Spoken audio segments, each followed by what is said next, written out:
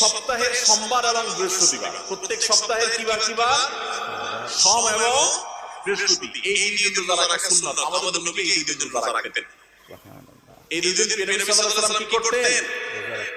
এই দুই দিন রোজা রাখার একটা বিশেষ কারণ হলো বান্দার সমস্ত আমলের কাজকর্মের হিসাব, রিপোর্ট আল্লাহর কাছে প্রাত্যহিক রিপোর্ট দেওয়া হয় সকাল এবং সন্ধ্যায়। সারা রাতেরটা সকালে, সারা দিনেরটা সন্ধ্যায় ফেরেশতারা আল্লাহর কাছে জমা দেন, আর সারা সপ্তাহেরটা এই দিনে জমা হয়। এইজন্য নবী সাল্লাল্লাহু আলাইহি ওয়াসাল্লাম এই সময় নফল রোজা রাখাটা পছন্দ করতেন। বিশেষ করে সোমবারের দিনটা আবার নবী সাল্লাল্লাহু আলাইহি ওয়াসাল্লামের জন্মের দিন ছিল, সেজন্য তিনি সেই দিনে নফল রোজা রাখতেন। তার অনুকরণে আমরাও নফল রোজা রাখি। তাহলে এক প্রকারের পেলাম নফল রোজা বা সুন্নাত রোজা। সুন্নাত রোজা একটা পেলাম, সেটা হলো প্রত্যেক সপ্তাহে সোম এবং বৃহস্পতি। নাম্বার 2, প্রত্যেক চন্দ্রমা